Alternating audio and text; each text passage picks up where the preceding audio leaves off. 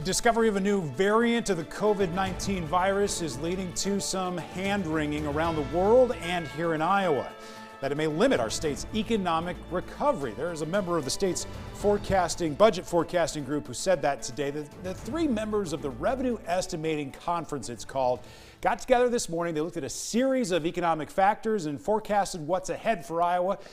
They decided to be conservative. WHO 13 political director Dave Price is here to sort of break that all down. He's going to tell us what every single one of those little numbers up there means today. Every single one. We will be here till Christmas if we go through this. But this is kind of that dizzying table that they look at. So this group meets 3 different times a year to see how things are going here. They look at all kinds of factors here.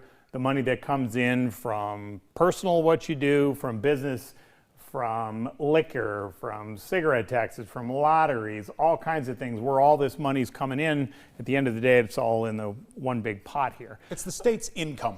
For sure. And critical because they will look at this forecasting so the legislature next year can figure out how to put together a budget. Speaking of the budget, here's what one of the members said about how he interprets these numbers. Well, this is a number that budgets are built off of, so I think it's more important to have something that we're confident in than to shoot for the moon. Okay, so they are going conservatively here. The current fiscal year, and this is where it gets, you got to remember calendar year and fiscal year, but the state operates with fiscal year, so it goes July to the next July, right? So we're about halfway through this current fiscal year.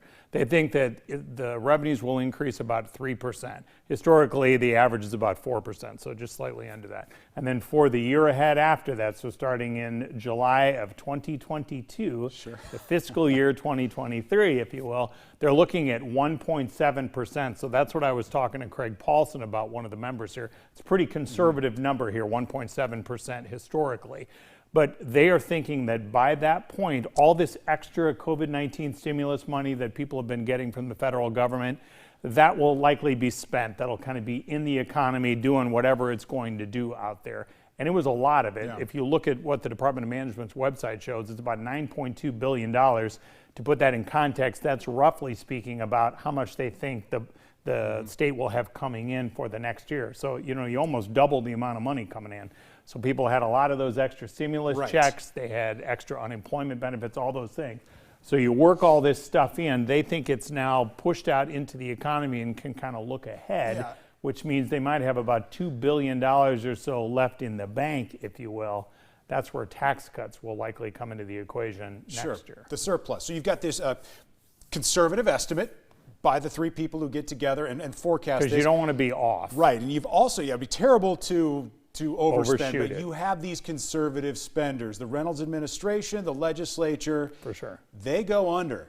And that's what's led to this surplus. Yeah, and so they've been working their way toward this. You'll remember a couple of years ago they did tax cuts, but a lot of the talk this year is let's go further, what Republicans want to do. Ultimately, you have some members in the legislature who want to get rid of the personal income tax for the state altogether. Probably can't do that next year as they put this package together perhaps, but they can keep going in that direction. So they look at this money that's sitting there in the cash reserves with what they expect it'll look like at the end of this current fiscal year next summer, can start figuring out what can the state afford here.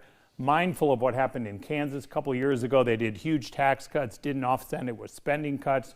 They had a disaster there and had to go in there and try to fix it. Going in after the fact is a mess because you've already promised the money. You got to try to make dramatic cuts with very little time left. We saw that happen during the 2008 downturn where we had budget cut after budget cut. It decimated some state departments. And you go way back to the farm crisis of the 80s. You don't want to do that. So Paulson's talking about be conservative here, pick 1.7% after you go through this mess of numbers here. And if you end up with more left over at the end of the year, hey, great. Now, on the other side of this, of course, Democrats are saying, you got all this money here, and Democrats are in the minority, so they need to kind of use whatever voice they can. But you got all this money, why not use it for schools, for health care, whatever these programs are? That'll kind of be the rub, but Republicans have the majority to do what they want. They're going to have the say. Political Director Dave Price, thanks for sorting it out for us. We're back with Ed's full forecast right after this.